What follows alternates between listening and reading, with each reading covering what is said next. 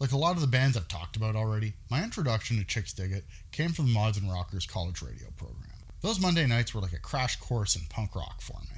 I'd throw it on and I'd just get hit with band after band after band.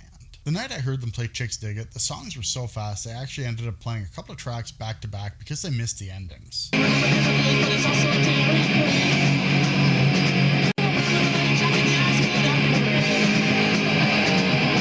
I was a bit confused listening and thought something must have been up, but when they finally came back, they owned it. When I got the album, it quickly became one of those albums that lived in my rotation, which is funny when you look at everything else I was listening to at the time. They were this 3-chord pop-punk band heavily influenced by the Ramones, with these almost obnoxious happy tracks dripping with humor. Everything else I was listening to was metallic hardcore like Harvest, 90s Victory Records bands, or blistering skate punk. On Chixdiggit's self-titled debut full-length, you've got tracks like I Wanna Hump You and Henry Rollins Is No Fun.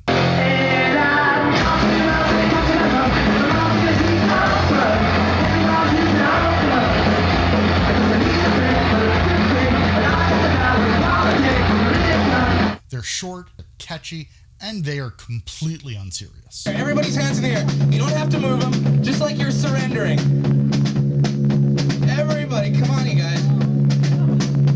They feel like the kind of songs written by a band that started out as a joke by printing t-shirts for a fake band and selling them. Oh wait, that dumb joke that snowballed is actually their origin story. The original version of this album ends with what I like to call their sleeper emo track. I feel like Jerry Cheevers, I've got stitch marks on my heart. The track keeps their signature level of seriousness and cleverly draws a parallel between piecing back together a broken heart and the stitch marks that notoriously cover NHL goalie Jerry Cheevers' mask. The first goalie to customize their mask, he chose to put stitch marks on his mask everywhere a puck hit it to symbolize the injury he missed. But we're not here for a history lesson on hockey. But you have to admit, that is incredibly witty and ridiculously unserious at the same time.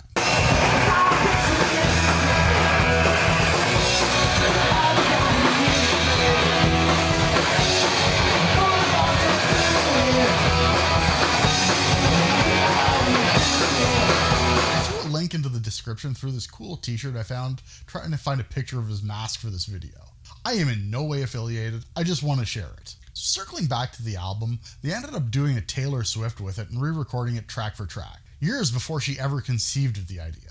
At the time I thought it was some weird vanity flex, but it turns out it was because of an argument with Sub Pop over selling the albums on tour. It seems that Sub Pop refused to sell them to the band without paying full retail price? I don't know who peed in whose cornflakes that morning, but that's just stupid on every level. Despite how much I loved the band, I never saw them live. Every time they came to town, they played 19 plus shows, so for years I was stuck missing out. Then by the time I was old enough, I had a bit of a chip on my shoulder and chose not to see them, so I've never seen some of my all-time favorite pop-punk songs live. If you love pop-punk and you haven't heard Chixdiggit, I highly suggest giving this album a spin. What's a band you never got to see because they were always playing 19 plus shows and you were just too young?